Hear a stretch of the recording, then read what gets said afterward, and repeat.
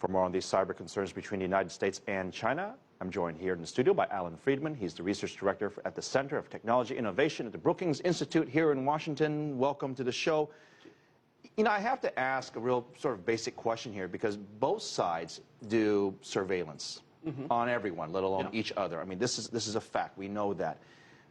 Is it awkward that they both have to sit in a room and kind of look at each other, yet smile and say, how do these talks begin? Sure. What do they say to each other? Well, I think that that's exactly part of it, is everyone says, listen, we acknowledge that you have a right for your national security and we have a right for our national security. And the priority now is for each country to identify what the priorities are where they feel that other countries may be overstepping their boundaries. Best case scenario for these meetings. We've heard some sound bites earlier that things are progressing along in a very positive direction. So let's put on the positive hat here on the cyber issue.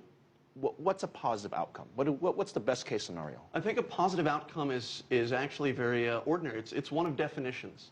It's allowing the U.S. and China to agree on what's acceptable and what are activities that we should try to tamp down. The easiest way to start that is by talking about activities that neither are doing, to find common points of cooperation. But as you work towards that, you want to find definitions that say, listen, we think this is over the line.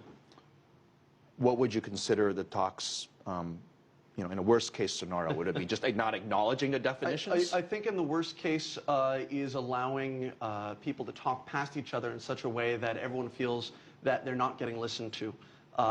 We use this term cyber attack. And I think for the United States, it's very important to convey a distinction between different types of cyber attacks.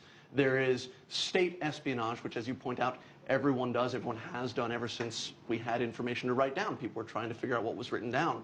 The United States feels that we should distinguish that from competitive data theft, where the targets are private companies, and the use of that information is not strategic, but economically competitive. Let me explain that for the viewer, because you're talking about sort of state secrets. Where are your missiles? Where are my missiles? Versus, I want to see how Apple builds their iPhone 5. The companies, is there a lot of pressure on the U.S. administration for them to get those talks going? Well, the challenge from the U.S. industry perspective is no one wants to be the person to publicly say, listen, we're exploited. People are taking all of our secrets.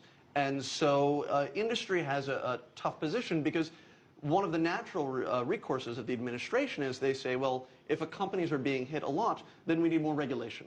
And the private sector has really pushed back against any attempt for government to step in and regulate.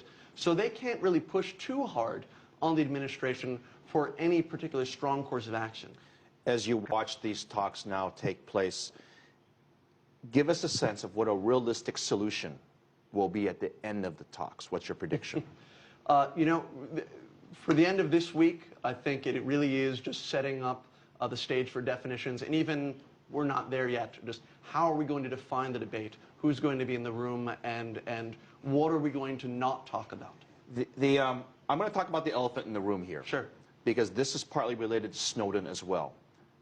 The Americans have their right to say what they want to say, but the Chinese, and it's not just the Chinese, it's governments from around the world going to say, hey, wait a minute. You're spying on this country, you're doing this. I mean, you're doing some of the same things that you're accusing other people of doing. I just want to get your take. I mean, how does the United States respond to that, or can they? The thing to remember is, of course, despite what we see at the negotiating table, every country represents a number of different interests. And if you were to go into the American trade community, they're devastated that this has come out. Not because they're ashamed, but because they can't become good faith partners with anyone else.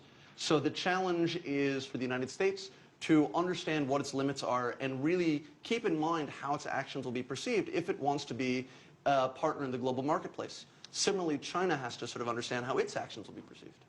Allan Friedman, I want to thank you for your analysis from the Brookings Institute. Thank you again. This story certainly will be following. There will be much more to come, Mike.